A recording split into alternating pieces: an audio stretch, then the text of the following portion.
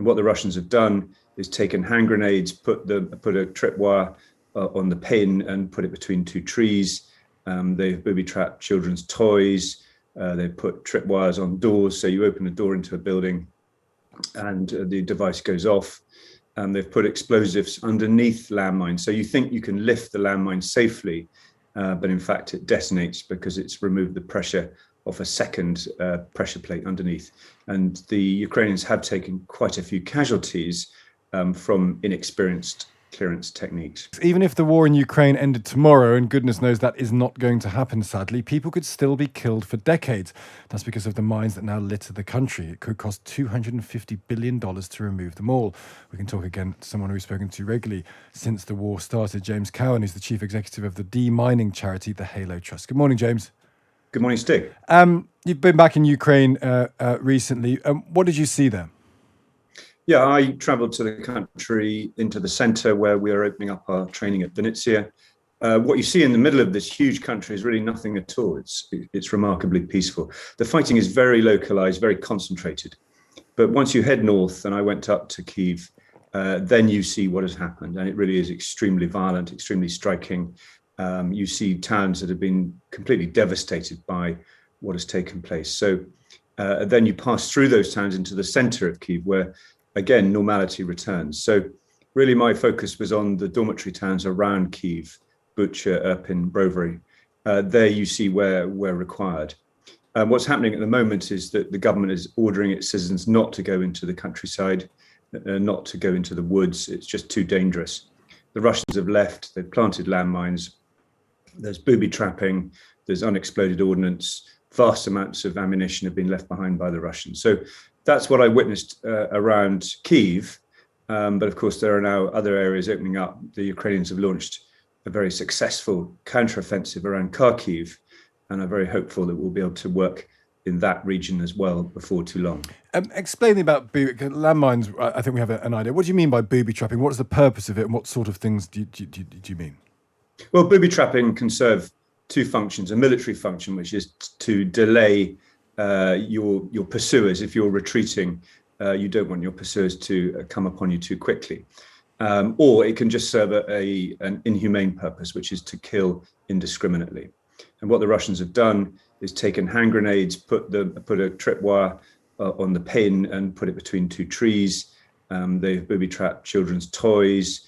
They've put tripwires on doors, so you open a door into a building and the device goes off. They've put explosives underneath landmines, so you think you can lift the landmine safely, but in fact it detonates because it's removed the pressure off a second pressure plate underneath. And the Ukrainians have taken quite a few casualties from inexperienced clearance techniques. And the children's toys thing, that is just an act of pure malevolence, presumably. Yeah, I mean, we've seen it a great deal in Syria as well, very regrettably. Of course, there's huge numbers of civilian families trying to reoccupy their houses with children. It breaks your heart, and you see a sign on the door of a house saying, "Children live here," and all around you is this devastation. And of course, families want to go back in because they have nowhere else to leave. And we saw those millions of people leave the country at the beginning of the war, but now the Ukrainians are beginning to win. Of course, those families want to return quickly, which is where we come in, because we can help to clear those houses, to clear factories so production can restart, and to clear agricultural land so the crop can be grown. And that crop really matters because this is one of the world's great wheat producers. Well, I was going to say that this is a huge issue, isn't it? Because we're now getting into spring, almost towards the end of spring, aren't we? And if you have large tracts of land where landmines have been placed, it's impossible to really engage in agriculture, presumably. Yeah, as I said, we've got to keep this in proportion. This is a huge country, and there are large areas where wheat can be grown. So, but I would say about a quarter of the country, there is no possibility for agriculture to take place. But more importantly, you've got not only to grow a crop, you've got to get it to market. And if all your ports are being closed, then there is a huge clearance task to make sure those ports can be reactivated and the crop can be exported. There are countries in the world like Egypt, which are totally reliant upon Ukrainian and Russian grain. And so we are looking at a global crisis in terms of food production. We've spoken to you before, James, about getting your people out of Mariupol. what's the current status, and what's it been like talking to people who've been stuck there for such a long time? It's been extremely traumatic. This has been a hugely prolonged siege.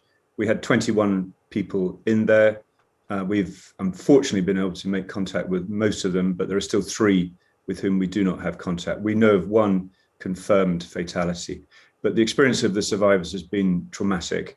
This has been a brutal, prolonged, extremely unpleasant siege, which as civilians they've had to endure.